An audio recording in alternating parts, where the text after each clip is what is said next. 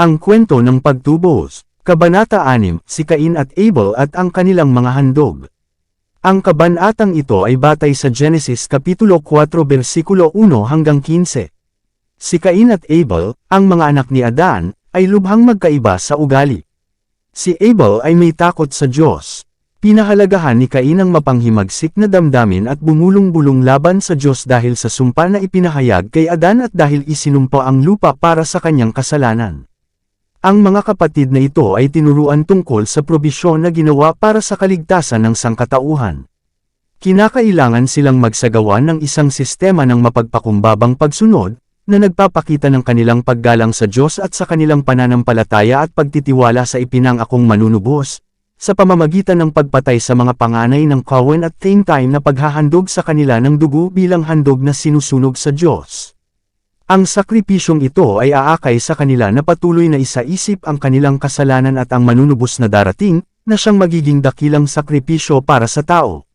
Dinala ni Cain ang kanyang handog sa Panginoon nang may pag-ungol at pagtataksil sa kanyang puso tungkol sa ipinangakong sakripisyo. Ayaw niyang mahigpit na sundin ang plano ng pagsunod at kumuha ng tupa at ihandog ito kasama ng bunga ng lupa. Kinuha lang niya ang lupa at binaliwala ang kahilingan ng Diyos. Ipinaalam ng Diyos kay Adan na kung walang pagbubuhos ng dugo ay walang kapatawaran ng kasalanan. Si Cain ay hindi partikular na magdala ng kahit na ang pinakamahusay sa mga prutas. Pinayuhan ni Abel ang kanyang kapatid na huwag lumapit sa Panginoon ng walang dugo ng hain. Si Cain, bilang panganay, ay hindi nakinig sa kanyang kapatid. Hinamak niya ang kanyang payo, at nang may pag-aalinlangan at pag-ungol tungkol sa pangangailangan ng mga ceremonial na handog, iniharap niya ang kanyang handog. Ngunit hindi ito tinanggap ng Diyos. At si Abel ay nagdala ng mga panganay ng kanyang kawan at ng taba, gaya ng iniutos ng Diyos, at sa buong pananampalataya sa darating na Mesiyas, at may mapagpakumbabang pagpipitagan, inihandog niya ang handog. May paggalang ang Diyos sa kanyang handog. Isang liwanag ang kumikislap mula sa langit at nilalamon ang handog ni Abel. Si Cain ay walang nakikitang pagpapahayag na ang kanya ay tinatanggap. Galit siya sa Panginoon at sa kanyang kapatid. Ipinagkasundo ng Diyos na magpadala ng anghel kay Cain upang makipag-usap sa kanya. Ang anghel ay nagtanong sa kanya ng dahilan ng kanyang galit, at ipinaalam sa kanya na kung siya ay gagawa ng mabuti at susundin ang mga tagubili na ibinigay ng Diyos, siya ay tatanggapin at igagalang ang kanyang handog. Ngunit kung hindi siya magpapakumbaba sa mga kaayusan ng Diyos, at maniniwala at susunod sa kanya, hindi niya matatanggap ang kanyang handog. Sinabi ng anghel kay Cain na hindi ito kawalang katarungan sa bahagi ng Diyos, o pagtatangi na ipinakita kay Abel, ngunit dahil sa kanyang sariling kasalanan at pagsuway sa hayagang utos ng Diyos kaya hindi niya maaaring igalang ang kanyang handog, at kung gagawin niya, siya ay tatanggapin ng Diyos, at ang kanyang kapatid ay dapat makinig sa kanya, at siya ay dapat na manguna, dahil siya ang pinakamatanda. Ngunit kahit na matapos ang gayong tapat na pagtuturo, hindi nagsisi si Cain. Sa halip na sumbatan at kasuklaman ng kanyang sarili dahil sa kanyang kawalan ng pananampalataya, nagrereklamo pa rin siya sa kawalan ng hustisya at pagtatangi ng Diyos. At sa kanyang paninibugho at puot ay nakipagtalo siya kay Abel at sinisiraan siya. Maamong itinuro ni Abel ang pagkakamali ng kanyang kapatid at ipinakita sa kanya na ang mali ay nasa kanyang sarili. Ngunit kinapopootan ni Cain ang kanyang kapatid mula nang ipakita sa kanya ng Diyos ang mga tanda ng kanyang pagtanggap. Ang kanyang kapatid na si Abel ay naghahangad na pawiin ang kanyang galit sa pamamagitan ng pakikipaglaban para sa habag ng Diyos sa pagliligtas sa buhay ng kanilang mga magulang nang maaaring dinala niya sa kanila ang agarang kamatayan. Sinabi niya kay Cain na mahal sila ng Diyos, kung hindi niya ibinigay ang kanyang anak, na walang kasalanan at banal, na magdusa ng puot na ang tao, sa pamamagitan ng kanyang pagsuway, ay karapat-dapat na magdusa. Ang simula ng kamatayan. Habang binibigyang katwiran ni Abel ang plano ng Diyos, si Cain ay nagalit, at ang kanyang galit ay tumaas at nag-alab laban kay Abel hanggang sa kanyang galit ay pinatay niya siya.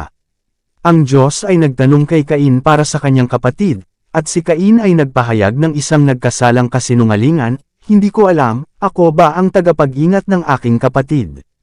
Ipinaalam ng Diyos kay Cain na alam niya ang tungkol sa kanyang kasalanan, na alam niya ang bawat kilos niya, at maging ang mga iniisip ng kanyang puso, at sinabi sa kanya, ang dugo ng iyong kapatid ay sumisigaw sa akin mula sa lupa.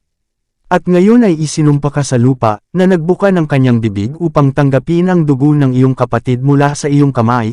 Kapag ikaw ay nagbubungkal ng lupa, hindi na ito magbubunga sa iyo ng kanyang lakas, ikaw ay magiging isang takas at isang palaboy sa lupa. Ang sumpa sa lupa sa una ay nadamang ngunit basta-basta, ngunit ngayon ay isang dobleng sumpa ang sumapit dito. Sina Cain at Abel ay kumakatawan sa dalawang uri, ang matuwid at ang masama, ang mga mananampalataya at hindi mananampalataya, na dapat umiral mula sa pagkahulog ng tao hanggang sa ikalawang pagdating ni Kristo. Ang pagpatay ni Cain sa kanyang kapatid na si Abel ay kumakatawan sa mga masasama na may inggit sa matuwid at mapupuot sa kanila dahil mas mabuti sila kaysa sa kanilang sarili. Mainggit sila sa matuwid at uusigin at papatayin sila dahil hinahatulan ng kanilang matuwid ang kanilang makasalanang landasin. Ang buhay ni Adan ay may kalungkutan, kabab ang loob, at patuloy na pagsisisi. Habang tinuturuan niya ang kanyang mga anak at apo ng takot sa Panginoon, madalas siyang mapait na sinisisi dahil sa kanyang kasalanan na nagbunga ng labis na paghihirap sa kanyang mga inapo. Nang lisanin niya ang magandang Eden, ang pag-iisip na dapat na siyang mamatay ay nagpakilig sa kanya. Itinuring niya ang kamatayan bilang isang kakila-kilabot na kalamidad. Una niyang nakilala ang kakila-kilabot na katotohanan ng kamatayan sa pamilya ng tao sa pamamagitan ng kanyang sariling anak na si Cain na pinatay ang kanyang kapatid na si Abel. Puno ng pinakamapait na pagsisisi sa sarili niyang pagsuway, at pinagkaaitan ang kanyang anak na si Abel, at ang pagtingin kay Cain bilang kanyang mamamatay tao, at pagkaalam ng sumpa na ipinahayag ng Diyos sa kanya, ay iniyuko ang puso ni Adan sa kalungkutan. Pinakamapait na siniraan niya ang kanyang sarili para sa kanyang unang malaking paglabag. Humingi siya ng tawad sa Diyos sa pamamagitan ng ipinangakong sakripisyo. Malalim na naramdaman niya ang galit ng Diyos para sa kanyang krimen na ginawa sa paraiso. Nasaksihan niya ang pangkalahatang katiwalian na sa wakas ay nagbunsod sa Diyos na lipulin ang mga naninirahan sa lupa sa pamamagitan ng baha. Ang hatol ng kamatayan na binigkas sa kanya ng kanyang mailalang, na sa una ay naging kakilakilabot sa kanya, pagkatapos niyang mabuhay ng ilang daang taon, ay mukhang makatarungan at maawain sa Diyos, upang wakasan ang isang miserableng buhay. Habang nasaksihan ni Adan ang mga unang palatandaan ng nabubulok na kalikasan sa mga nalalagas na dahon at sa mga nalalagas na bulaklak, siya ay nagluksa ng mas malalim kaysa sa mga tao na ngayon ay nagdadalamhati sa kanilang mga patay.